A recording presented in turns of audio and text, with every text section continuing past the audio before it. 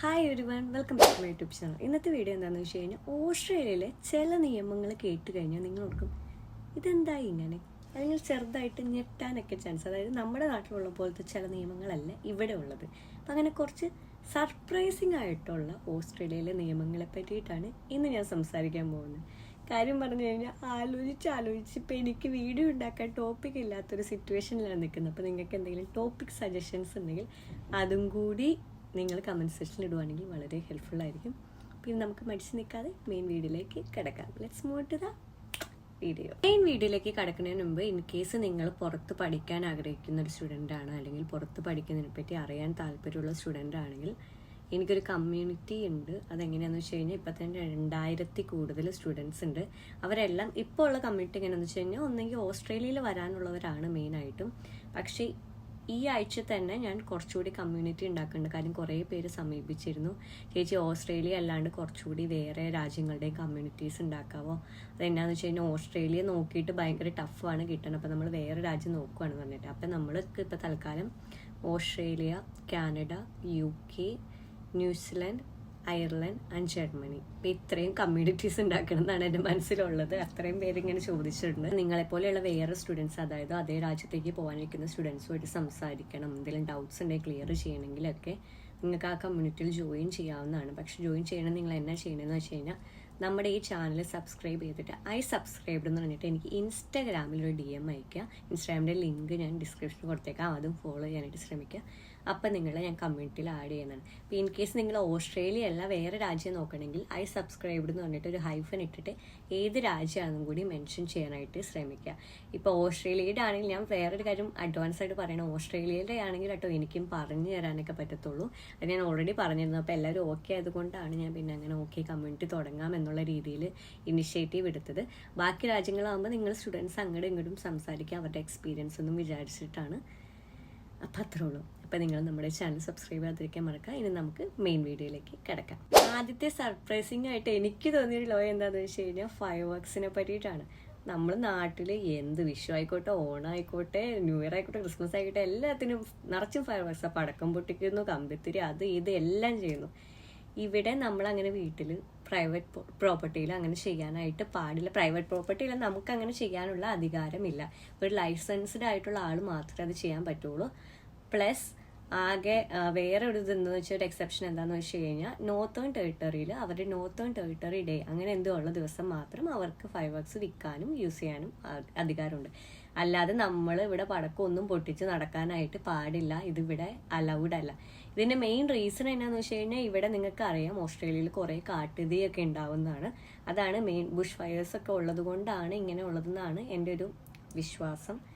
ഇതിൻ്റെ ഫൈൻ കേട്ടാൽ നിങ്ങൾ ഞെട്ടും. 50,000 ഓസ്ട്രേലിയൻ ഡോളേഴ്സ് വരെ നിങ്ങളിത് ചെയ്ത് കഴിഞ്ഞാൽ ഫൈൻ അടയ്ക്കേണ്ടി വരും. അപ്പം അത് വേണം. രണ്ടാമത്തെ നിയമം കേട്ടിട്ട് എനിക്ക് ചിരി വരുവാണ്. എന്തൊരു ഭയങ്കര കോമഡി ആയിട്ട് തോന്നി, പക്ഷേ നല്ലൊരു നിയമമാണ്. അതായത് ഇപ്പം നാട്ടിലൊക്കെ എങ്ങനെയാണെന്ന് വെച്ച് കഴിഞ്ഞാൽ നിങ്ങൾക്ക് ചില സമയത്ത് എങ്ങനെയാണെന്ന് വെച്ച് കഴിഞ്ഞാൽ ചിലവർ കല്യാണമൊക്കെ മുടക്കാൻ നോക്കുന്ന ആൾക്കാർ കല്യാണത്തിൻ്റെ ആ സമയത്തൊന്ന് ഒച്ചപ്പാടുണ്ടാക്കുന്നു, മരണം വീട്ടിൽ ചെന്നിട്ട് എന്തെങ്കിലുമൊക്കെ ഇത് ഒച്ചപ്പാടുണ്ടാക്കുന്നു, അങ്ങനെയൊക്കെ. പ്രത്യേകിച്ച് എനിക്ക് കല്യാണത്തിന് എടുത്തിട്ട് ചെയ്തിരുന്നു. നാട്ടിൽ ഇപ്പോൾ കുറേ പേര് കല്യാണം മുടക്കാൻ വേണ്ടി കല്യാണത്തിൻ്റെ അന്ന് നിന്ന് ഒച്ചപ്പാടൊക്കെ ഉണ്ടാക്കണം. കുറേയൊക്കെ ഭയങ്കര നോർമൽ ആയിട്ടുള്ള സിറ്റുവേഷനാണ്. അപ്പം ഇവിടുത്തെ നിയമം എന്നാന്ന് വെച്ച് കഴിഞ്ഞാൽ നിങ്ങളൊരു കല്യാണമോ അല്ലെങ്കിൽ ഒരു മരണ ചടങ്ങിലോ ഡിസ്റ്റർബ് ചെയ്യാനായിട്ട് പോവുകയാണ്, അല്ലെങ്കിൽ അതിനെ തടസ്സപ്പെടുത്താൻ പോവുകയാണെങ്കിൽ അതിന് നിങ്ങൾക്ക് ഫൈൻ അടയ്ക്കേണ്ടി വരും. അത് ഇവിടെ ഒരു നിയമമാണ്, അത് പാടില്ല, അതൊരു നിയമമാണ്. അപ്പം അത് മെയിനായിട്ടും സൗത്ത് ഓസ്ട്രേലിയയിൽ നിന്നാണ് പറഞ്ഞേക്കുന്നത്.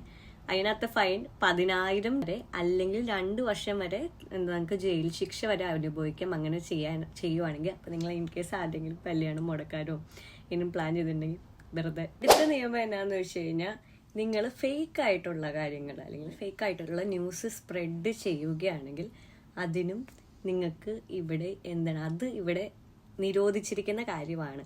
അതായത് ഫോർ എക്സാമ്പിൾ ഞാൻ കണ്ടൊരു എക്സാമ്പിൾ എന്നാന്ന് വെച്ച് കഴിഞ്ഞാൽ നിങ്ങളിപ്പോൾ ന്യൂസ് പേപ്പറിൽ ഇങ്ങനെ പബ്ലിഷ് ചെയ്യുകയാണ്.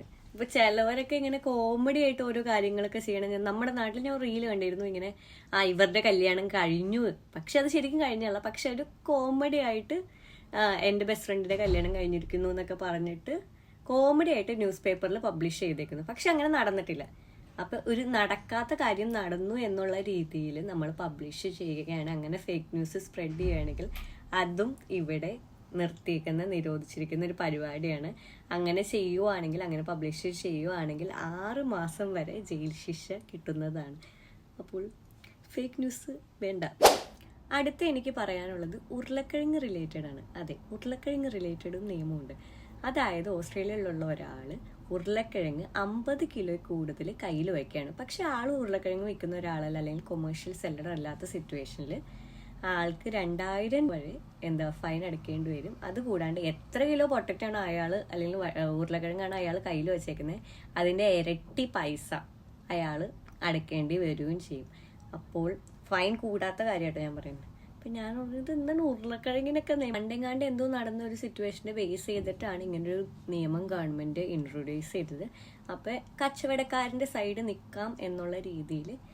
അപ്പോൾ ഇതെനിക്ക് ഭയങ്കര സർപ്രൈസിങ് ആയിട്ട് തോന്നി. നിങ്ങൾക്ക് തോന്നിയോ എന്ന് എനിക്കറിയില്ല, എന്നാൽ എനിക്ക് വളരെ സർപ്രൈസിങ് ആയിട്ട് തോന്നി. ഇനി അടുത്ത നിയമം എന്നാന്ന് വെച്ച് കഴിഞ്ഞാൽ, നിങ്ങളുടെ പെറ്റ്, അതിപ്പോൾ പെറ്റെന്ന് പറയുമ്പോൾ പൂച്ചയോ പട്ടിയോ എന്തായിക്കോട്ടെ, നിങ്ങൾ ഡ്രൈവ് ചെയ്യാൻ നേരത്ത് നിങ്ങളുടെ മടിയിലിരുത്തി അതിനെ ഡ്രൈവ് ചെയ്യുകയാണെങ്കിൽ അതിനിവിടെ ഫൈൻ ഉണ്ട് എന്നതാണ്. നാട്ടിലിരുന്നിട്ട് എന്തോരം ആൾക്കാർ അങ്ങനെ ചെയ്യുന്നത് അല്ലേ? അതൊക്കെ കേട്ടപ്പോൾ ഞാൻ അതിനും വേണ്ടിയിട്ടൊരു നിയമം, അത് ഞാൻ ഓർത്തുണ്ട്. ഇവിടെ ഇതുവരെ ഞാൻ അങ്ങനെ കണ്ടിട്ടില്ല. ഇങ്ങനെ പട്ടീനാണെങ്കിലും പൂച്ചേനാണെങ്കിലും അങ്ങനെ മടിയിലൊന്നും ഇരുത്തി വണ്ടി ഡ്രൈവ് ചെയ്യുന്നത് ഞാൻ കണ്ടിട്ടില്ല. ചെയ്യാത്തതാണ്. അത് കൂടാണ്ട് ഇപ്പൊ ഫൈൻ $200 എന്താണ്, അത് കൂടാണ്ട് ഡീമെറിറ്റ്സും ഉണ്ട്. അതായത് അവരുടെ ലൈസൻസിലെ പോയിന്റ്സും കട്ടാവും.